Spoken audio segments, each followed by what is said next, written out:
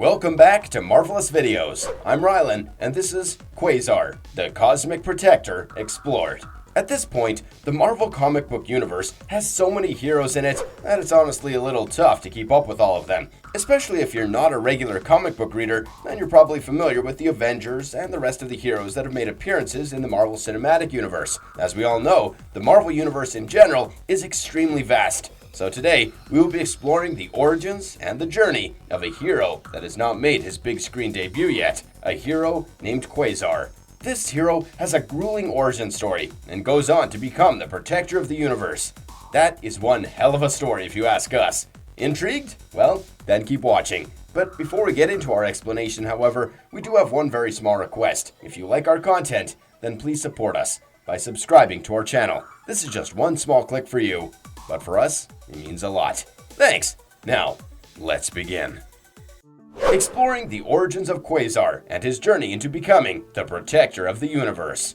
The boy that would go on to become Quasar, the protector of the universe, had a rather humble beginning. In fact, the persona of Quasar is an example of how a relatively unnoticed Golden Age character may have an impact over time and transform into something quite different. Wendell Elvis Vaughn, the boy who would grow up to gain superpowers and become known as Quasar, was born in Fond du Lac and brought up in Oshkosh, Wisconsin. However, his family life was a little different than most kids. His parents were divorced, and as a result of the split, he lived with his mother. His father, on the other hand, was a brilliant scientist. Growing up, Wendell had a good relationship with both of them and had a healthy childhood. After finishing school, he signed up to enlist in the Army, and he provided distinguished service therein, eventually attaining the rank of lieutenant. However, he decided to leave the Army when he was told by the higher-ups that they were not going to promote him any further. Apparently, he lacked the killer instinct that they were looking for. Wendell really wanted to be a field agent, and in order to realize his dreams and ambitions, Wendell then applied to SHIELD, the Strategic Homeland Intervention, Enforcement and Logistics Division. He had super high marks for graduation, but was once again assigned to a non-combat role. He was assigned as Stark International Security Detail because records revealed that he had lacked the necessary killing instinct and aggressive nature that makes an effective field agent. His task was to guard the quantum bands that SHIELD had recently acquired. Now, these quantum bands are really important to Wendell's story. They are energy manipulating devices. It is said that the cosmic being Eon bestowed the extraordinary energy manipulating quantum bands, powerful tools, on those entities whom it designated as the protectors of the universe. The bands served as both the emblems of this station of the protectors, as well as implements of authority. The bands were being kept and tested at the Stark facility in Pittsburgh. Wendell was stationed at the lab's main entrance, and he observed William Wesley, a man who was testing a pair of the quantum bands, which were apparently constructed of a highly durable metal, test out its powers. Dr. Gilbert Vaughn, the head scientist and Wendell's father, gave instructions to Wesley on how to use these bands to produce a coherent energy emission, increase his strength to lift a car, and make objects out of solid light. Wesley was unfortunately killed by an energy emission after 3 hours of hard testing, when he was unable to remove one of the bands due to the power buildup that was gradually intensifying. Wendell watched Wesley disintegrate, being unable to contain or handle the powers of the bands. The trouble with the quantum bands was just beginning. Since it was such a powerful object, many people wanted to have it, and thus AIM agents soon attacked the facility in order to steal the bands. When AIM attacked, Wendell's initial impulse was to defend the nearby scientists, including his father. However, since they were being overrun by the AIM agents, Wendell made the decision to put on the bands himself so that he could use the power of the bands to defeat them. Dr. Vaughn watched in horror as his son put on the bands on his wrists as protection, as they both died behind the console that was holding the bands in clamps. He was able to use the power of the bands to successfully repel the attack, but the power of the bands kept increasing. In fact, Wendell had sensed an ancient alien intelligence and saw a city wrapped in an atmospheric dome, but he disregarded all of it before destroying the AIM attack force all by himself. His command over the bands, however, continued to wane throughout the conflict, just as it had with Wesley earlier. Wendell then flew as high as he could, going up into space to reduce the damage caused by his likely explosion, to safeguard the scientists and his fellow operatives. However, while he was up there, he became more composed and followed the energy currents of the bands. He surprised himself when the energy surge subsided as he relaxed. In actuality, his lack of killer instinct had rescued him. He realized that trying to control the power of the bands was the problem. Relaxing and giving into the power was the only solution. With his newfound powers, he then became a superhero and accepted Nick Fury's offer to a new position, joining the S.H.I.E.L.D. Super Agents as one of its original members. Wendell received the codename Marvel Man after joining the Super Agents of S.H.I.E.L.D. and started training with the Falcon with the Texas Twister, Vamp, and Bluestreak. However, when it was revealed that Vamp and Bluestreak were double agents and the Texas Twister resigned, Marvel Man was left to help Captain America rescue the Falcon from the corporation, which was in charge of Vamp and Bluestreak. Wendell demonstrated to Cap that he had considerable potential during this expedition. He then had a run-in with the Hulk, and as they fought, some kids made fun of his Marvel Man codename. Unwilling to be an object of ridicule, he changed his name to Quasar. Quasar was then recommended by Captain America to the Project Pegasus's new chief of security. In this new position, he had numerous heroic adventures, but a turning point came in his heroic career. After having numerous successful outings as the chief of security, Quasar succumbed to the Serpent Crown, which had already tainted the whole of the project. Only the Thing, Doctor Strange, Spider-Man, and Scarlet Witch's intervention prevented an inevitable catastrophe. Quasar then submitted his resignation while blaming himself. He put his costume away and went to spend some time in Wisconsin with his mother. During this time, he became heavily depressed, and both his parents became increasingly worried for him. Soon after, his father devised a risky scheme in an effort to make Wendell feel more like a hero again. According to Robert Grayson, the Marvel boy of the 1950s claimed that the power bands were reportedly built into the planet Uranus. Thus, Wendell was urged to go there by his father and was required to get there without using any kind of spacecraft. Wendell's body slowed to a crawl and went into suspended animation as a result of the drug mixture that he had been injected with by his father. Quasar finally awoke when he approached the seventh planet.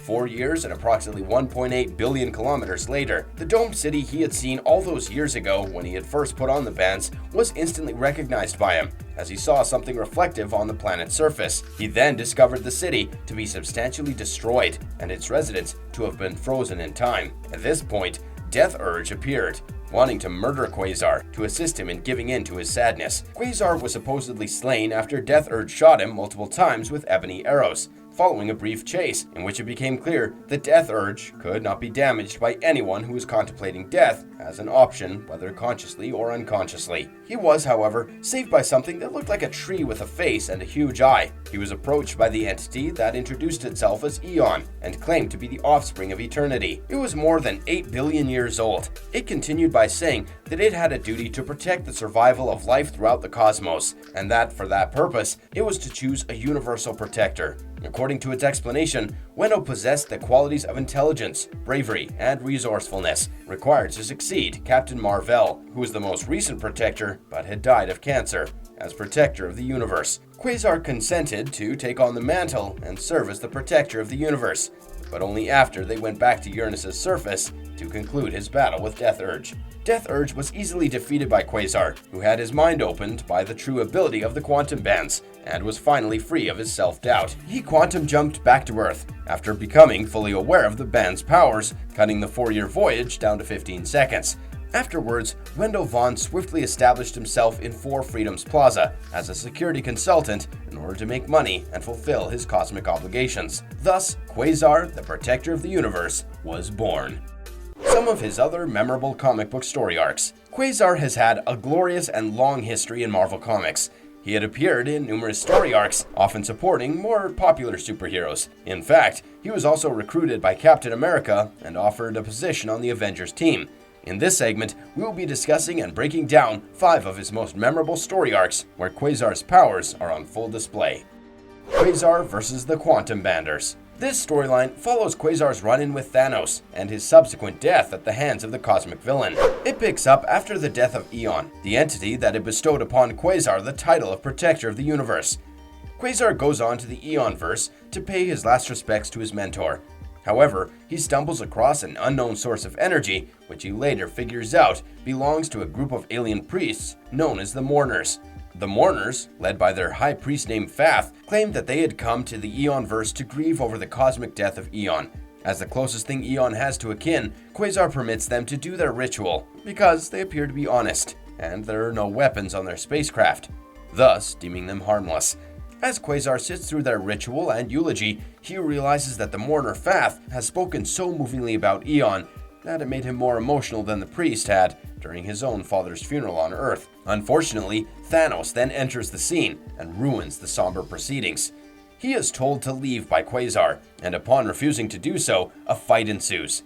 Even though Thanos has the Infinity Gauntlet, he has no desire to harm Quasar, at least not yet. Hence, as a result, Quasar manages to survive and directs a 100 megaton blast directly between Thanos' ears. But things don't end here. Galactic, Ree, Tantra, and Marvel Boy, 4 former Quantum Band users, are brought back to life as Thanos' parting present to Quasar. He inoculates in each of them a deep loathing for Quasar and the understanding that their mission is to kill Quasar. In fact, the one who survives will serve as Thanos' defender of the universe for all time if they succeed in killing him. This group of revived past protectors come to be collectively known as the Quantum Banders, thus beginning Quasar's effort to defeat them and keep himself alive. Thanos then leaves, leaving his replicas of former Quantum Band holders to deal with Quasar, the newest Quantum Band wearer. The mourners flee aboard the cathedral ship. After Quasar makes vain attempts to persuade them not to fight, he comes to the realization that they would do anything to regain their prestigious position as protector of the universe. Hence, he would have to fight them. The group launches energy blasts at Quasar, who then raises a bubble and uses their energy to fortify it. Quasar observes that he has almost no advance notice of their attacks because their Quantum Band energy signatures are identical to his own. He uses blunt-edged batons as shrapnel to blow up the energy bubble, neutralizing the Marvel Boy copy, but the erstwhile protectors are too experienced to be taken by surprise. Using his energy nunchucks, shield, and personal training from Captain America, Quasar fights off the final 3 attackers of quantum constructs that have extremely sharpened edges. He just about manages to hold them off. However, Quasar realizes that the situation is hopeless and decides to leave in the hopes that a winning strategy may emerge later. He is, however, unaware that Thanos had turned Eon's enormous body inside out and opened all the gateways from the Eonverse to the universe. Eon's body has now started to pour out of all the portals, including the one at 4 Freedoms Plaza. As a result of this, returning to the Eonverse, Quasar tries to completely energy drain the Quantum Banders, but is surprised when they try to crush him with a pair of quantum slabs the size of semi-trucks. While stuck between the quantum slabs, Quasar briefly considers letting go and dying, but he resists this thought after hearing a cry for help that strikingly resembles Eon's, which gives him renewed vigor. In the meanwhile, as the Quantum Banders are working together to kill Quasar, they decide to fight it out until only one of them is left alive, to represent Thanos as the protector of the universe. They briefly discuss who will have the honor of being the final protector. Quasar gets free and quantum jumps, and enters the quantum zone and waits for the Quantum Banders to show up. He believes he has a chance if the background noise of the Q-Zone can mask what he's trying to do. He starts focusing on his connection with each of the 14 Band's gems and fully unleashes them. He then shocks the 3 surviving Banders by overpowering their quantum bands, causing them to disintegrate. Quasar subsequently departs from them and returns to the Eonverse. There, Quasar starts to see how little of Eon's corpse there is in the Eonverse, and once more hears the cry for assistance, but a healed Marvel Boy attacks him from behind.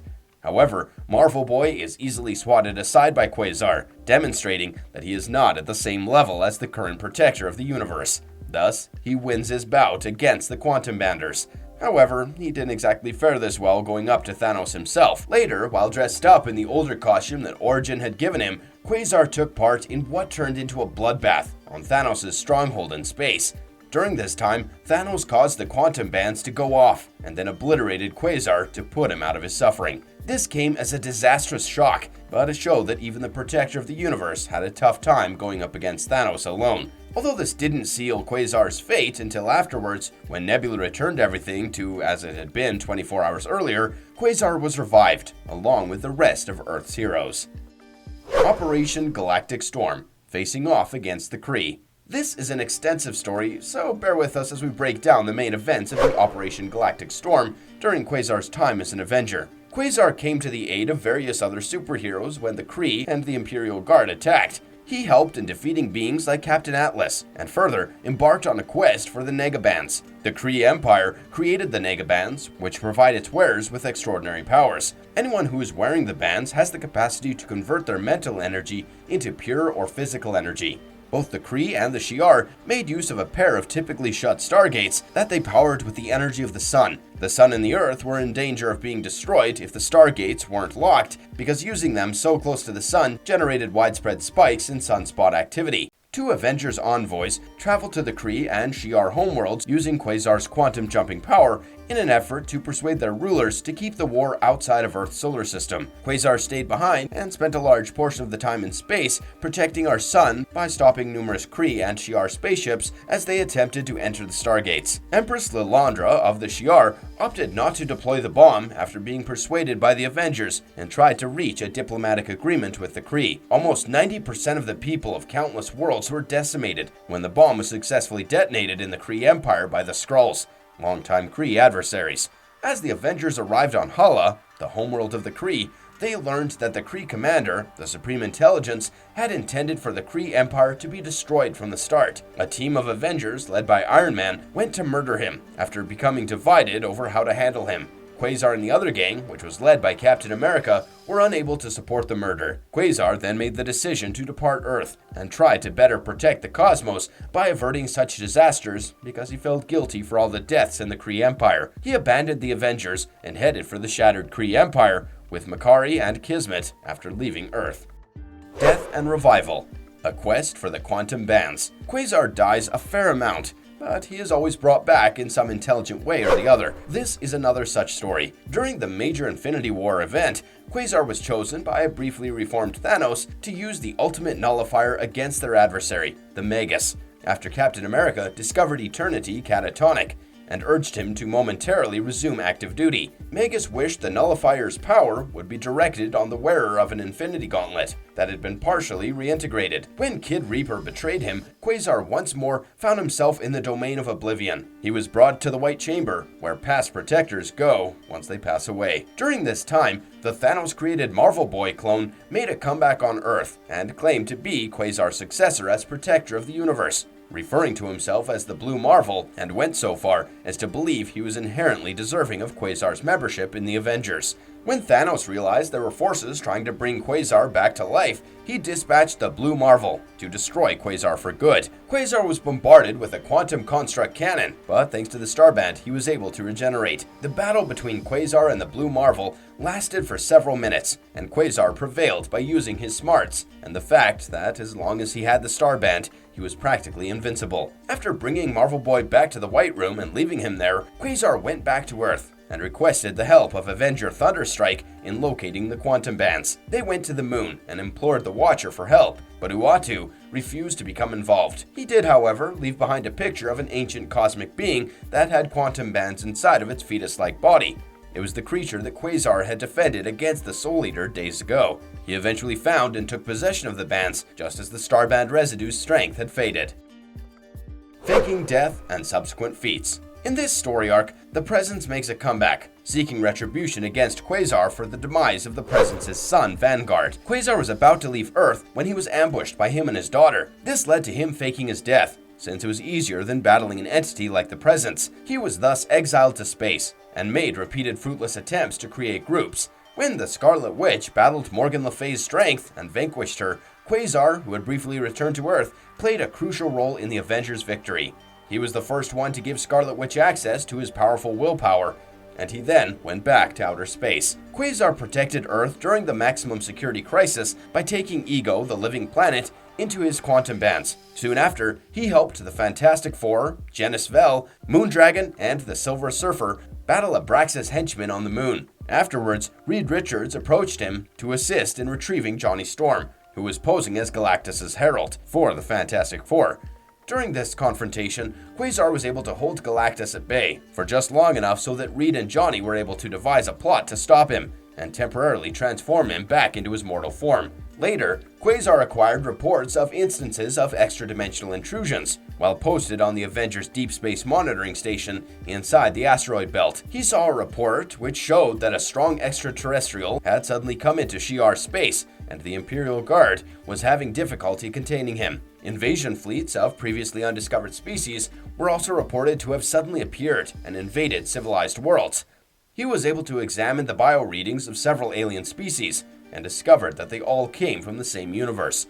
It is revealed that the barriers separated the 616 universe from another were being purposely broken down.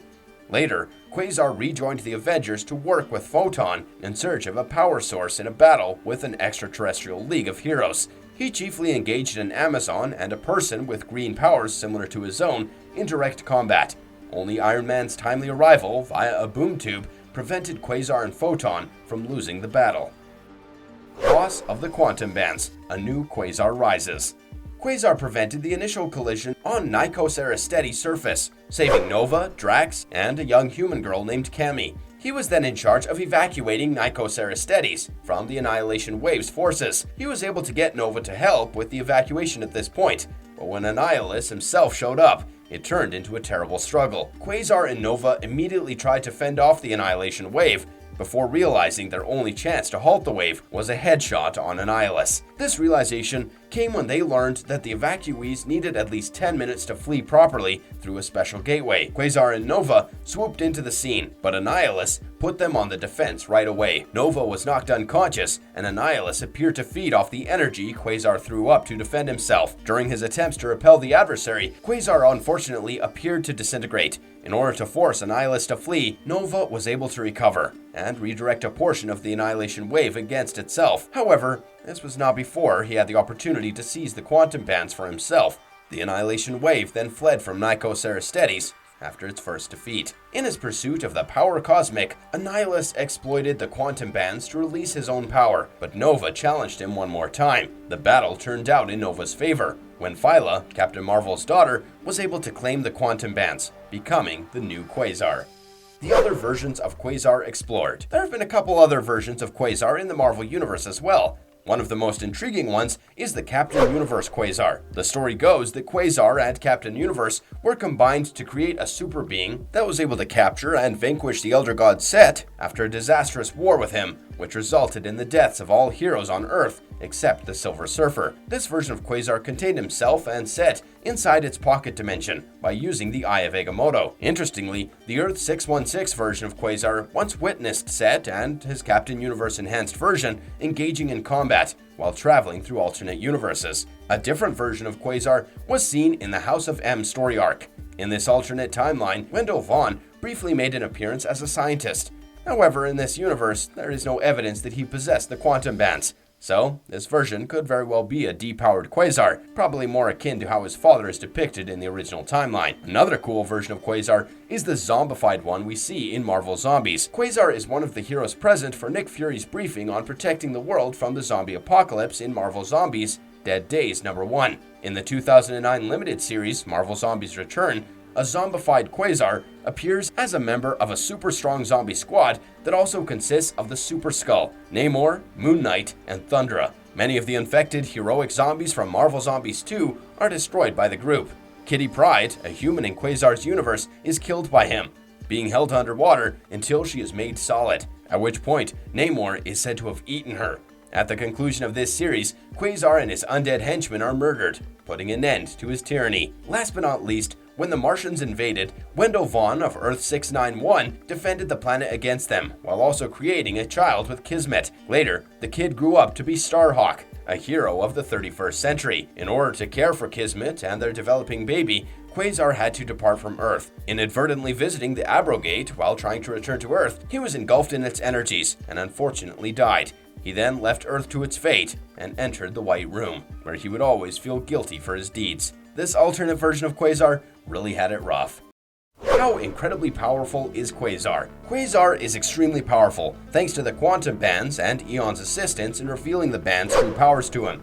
Quasar can create structures of any design, such as force fields, enormous weaponry, and even a suit of protective armor using his Quantum Bands, which give him mastery over all types of energy. He can fly, teleport into the quantum zone, and avoid telepathic and mental attacks owing to the bands. Further, the bands are mostly used as tools for manipulating different types of energy. A possessor of the quantum bands has the ability to modify, absorb, and channel any type of electromagnetic energy, from radio waves to gamma rays. Visible light is also included. The wearer may generate anything they can think of out of quantum energy with the bands. Even though the bands can collect energy from all known sources, the energy itself comes from the quantum zone. Teleportation is another one of the main abilities granted by the bands. The user of the bands may also quantum leap or cut slits of varying sizes in the fabric of space and time, giving them access to the quantum zone, a region of potential energy. The user can then go through this featureless, trackless region and emerge just seconds later at a location in our physical space that is light years from his starting position. He could stay in the zone and maintain his bearings because of his quantum bands, allowing him to emerge exactly where he wanted to. If he so chooses, he can traverse countless light years in a single leap. Quasar frequently went from our star system to systems in distant galaxies. However, he can't quantum leap inside of an atmosphere without destroying the ozone layer. Flying is also something made possible by the bands, which allows the user to fly in the air or in space while shielding them from air friction and the vacuum of space with an energy aura. Wendell Vaughn once flew from New York Harbor to the Sea of Tranquility in under 5 minutes. Quasar's speed was frequently measured at speeds close to light. Era, Eon's daughter, calculated Starhawk's speed to be thrice light speed in a different timeline. The quantum bands also allow the alteration of metabolism. Marvel Boy, a former wearer of the quantum bands, has also been said to increase his strength and stamina to unfathomable levels. As William Wesley was field testing the power bands, it was demonstrated that he could lift a vehicle. The only time Quasar himself used this talent was when it was essential for him to do so. Further, they allow him to communicate with pretty much every device known to man. To communicate with other radio receivers, the bands are able to detect, transmit, and receive radio waves. The bands can also produce a quantum link, which takes the form of a luminous golden sphere with a diameter of about 2 inches, traveling to the point of contact at unprecedented speeds, links to any communication device present, and enables the bearer to carry on vehemently rapid communications even across intergalactic distances. Although the quantum bands do not influence the brain or psionics, Quasar himself had programmed the bands to guard against mind control attempts and attacks as a precaution. Its resistance is so strong that it cannot be defeated by physically strong individuals like Moondragon or the Overmind. The bands also create a bond between the mind and the body.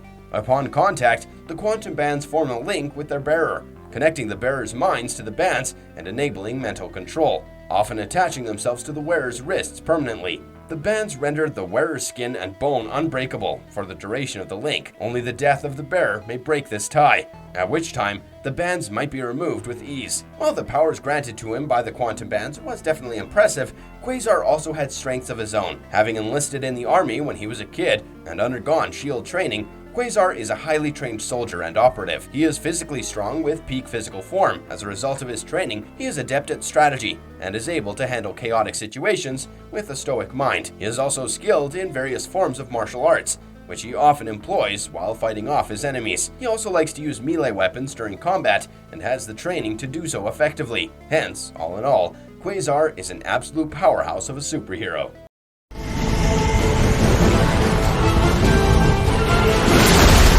A couple of major TV appearances of Quasar. Quasar has had 2 TV appearances, both in animated Marvel properties. His first appearance was in the episode Michael Korvac of The Avengers: Earth's Mightiest Heroes. He was a member of the Guardians of the Galaxy, and Moira Quirk provided the voice of Quasar in the Phyla-Vell form. The 6th episode of Season 2, and the series' 32nd overall, is titled Michael Korvac, and follows the Avengers and the Guardians of the Galaxy as they come across a man named Michael Korvac. Michael crash-landed on Earth, naked and confused. He had Kree markings cut deep into his torso, and he kept asking for help. Forced with the bizarre situation, the police handed Korvac over to the Avengers. The Avengers began to investigate so that they could get to the bottom of the situation. However, the Guardians of the Galaxy soon showed up and demanded that the Avengers hand over Korvac to them. Since the Avengers refused to do so, a fight breaks out between the 2 superhero groups. During this fight, Quasar faces off against AntMan and unfortunately loses the battle against him quite badly. However, the true origin of Korvac is revealed soon after, when Quasar emerges and, with his powers,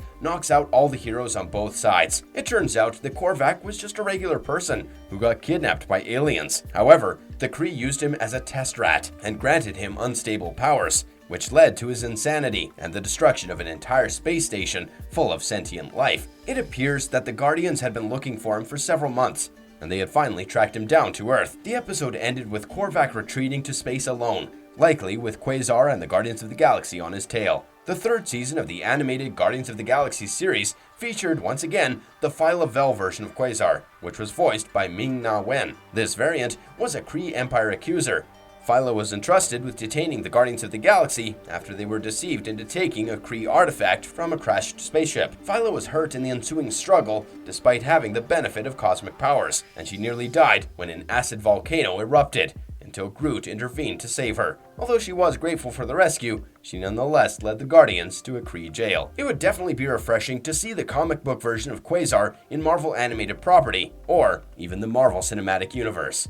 Will Quasar feature in the new Ant-Man movie? Speaking of the Marvel Cinematic Universe, there are rumors that Quasar may debut and feature in the new Ant-Man movie. Because of a large number of factors, Ant-Man and the Wasp: Quantumania is unquestionably the most significant film in the Ant-Man trilogy. It begins Phase 5, introduces Kang the Conqueror, and delves more deeply than before into the quantum world. And it's possible that this movie may follow up on this last point in yet another way that makes it relevant. It's believed that the next third installment will usher in Quasar, who will become the MCU's next powerful superhero. Even if Ant-Man 3 already features enough of quantum craziness, there may be a place for Quasar here as well. Marvel fans spent months wondering how the Good Place star William Jackson Harper fit into things, until it was finally announced in an official cast list following the recent release of the new trailer that he would be portraying a character named Quaz in Quantumania. Upon hearing this, Twitter went abuzz, and many fans were willing to wager their life savings on the fact that Harper would eventually be revealed to be portraying Quasar in the movie. Even though there isn't a character by that specific name in the comics. There are, however, many theories of how Quasar could be included in the plot that is currently taking Marvel fans by storm. We already know that Wendell Vaughn can teleport across space by hopping in and out of the quantum zone in the comics, much as how the Avengers use Pym particles to traverse time. He uses the quantum bands to pull energy from the zone. Hence, it's simple to imagine how Team Ant-Man would stumble upon a quantum realm-trapped Wendell from the MCU. Therefore, it would be entirely logical for Quasar to become involved in the same project as Kang. Wendell Vaughn just so happens to be a major player in the classic The Kang Dynasty comic book event as well. He once messed up so terribly on a task that he was carrying out for the Avengers that he unintentionally allowed Kang to rule the Earth. Thus, Quasar may also play a role in the Avengers The Kang Dynasty in 2025, despite the fact that Marvel frequently alters comic book events for the big screen. Others of you who are more cynical might find it difficult to accept that Quaz is short or even code for Quasar, since by giving Harper such a flimsy identity, the filmmakers effectively released the truth about his character. It should be noted, however, that Marvel has a history of attempting to dupe fans with blatantly obvious fictitious names, such as Agnes for Agatha in WandaVision. As a result, it really may be as easy as Quaz being a codename for Quasar. But we'll just have to wait and find out if this is the case once the new movie is released. There is a lot of renewed excitement surrounding this character, and rightfully so. Quasar is one such character that shows the importance of grit, perseverance, and upright morals. It will definitely be cool to see if Quasar does in fact show up in the new Ant-Man film, and just how he is integrated into the Marvel Cinematic Universe moving forward. What do you think about Quasar? Let us know in the comment section below. And if you liked our content, then don't forget to leave us a like and subscribe if you haven't already. Until next time, have a good one and be safe.